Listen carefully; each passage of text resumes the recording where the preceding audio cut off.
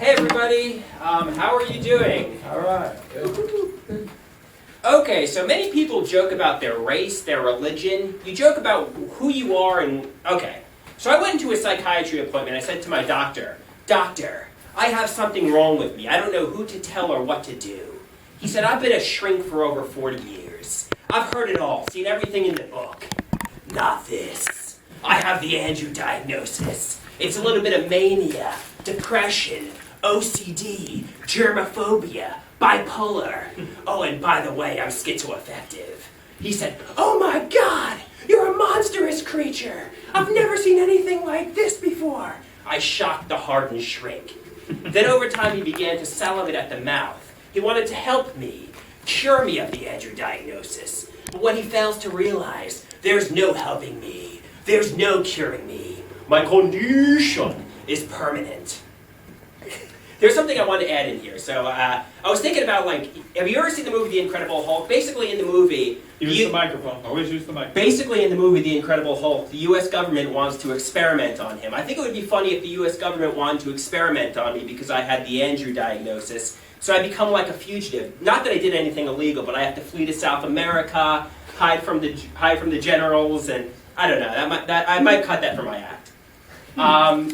So it's really embarrassing when I have to go to a doctor for the first time other than my shrink. The cute 20-something-year-old nurse comes into the room. She asks me, "What medications are you on?" I have to say, Latuda, lithium, Lamictal, and that's just the L's. By the time I get to the R's, I feel like she's swiped left like it's Tinder. She's like, "I don't want to match with this guy. She's critical of me. She thinks of me as a mentally ill freak."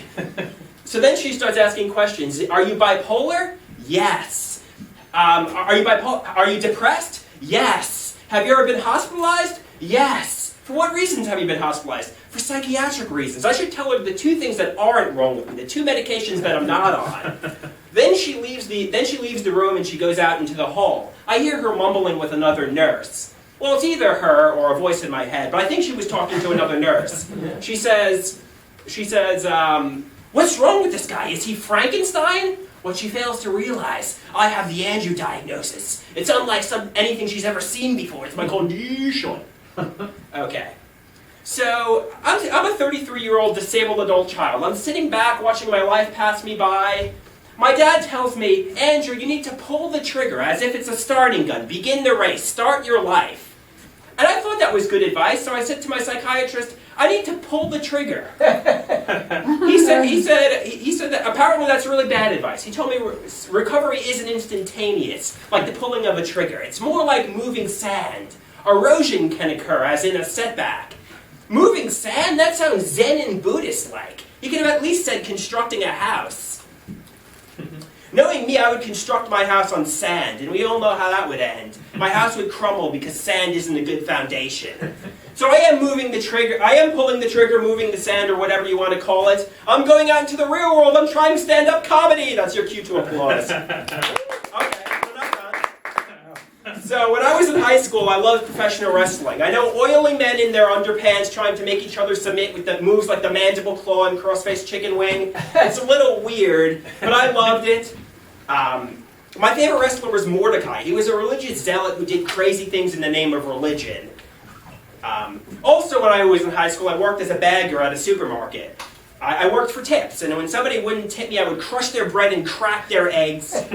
All that destruction was stressful, so by the time break rolled around, and bagging groceries is very fatiguing, so by the time break rolled around, I would go into the bathroom, start to relax, let it all hang out. One time, thinking I was alone, I impersonated Mordecai. I screamed, "Sinners, forgive them, Father, but I will not." Some guy calls out, "Are you okay out there, buddy? Is everything all right?" I was embarrassed and ashamed, so I left the bathroom. To my surprise, he pursues me. He says to me, "I was really inspired by your religious message. I would like to join your religious cult." I said to him, "I'm not a religious nutjob. I'm a wrestling nutjob." I was quoting Mordecai. But I gladly took him up on his generous donation. Like a donation basket, he puts donations in. So my mom has a heart condition. She can't have any caffeine because it will make her beat us faster. I'm just joking. My mom doesn't beat us, but caffeine will literally kill her. So one time she was drinking this water bottle, assuming it was decaffeinated. She was taking sips. And she looks at the packaging and she says, "What? Oh no, it says OMG caffeine." She thought it said, "Oh my God, caffeine," as in an enormous amount of caffeine. We were skeptical and concerned, so we looked at it, and thank God it didn't say OMG caffeine. It said 0 mg caffeine, 0 milligrams of caffeine. What type of twisted beverage company would write on their packaging, OMG caffeine? Me personally, that's what I want in my coffee. I want a ton of caffeine. And that's what I get from the coffee shop every morning, the nitro cold brew. And that is OMG caffeine.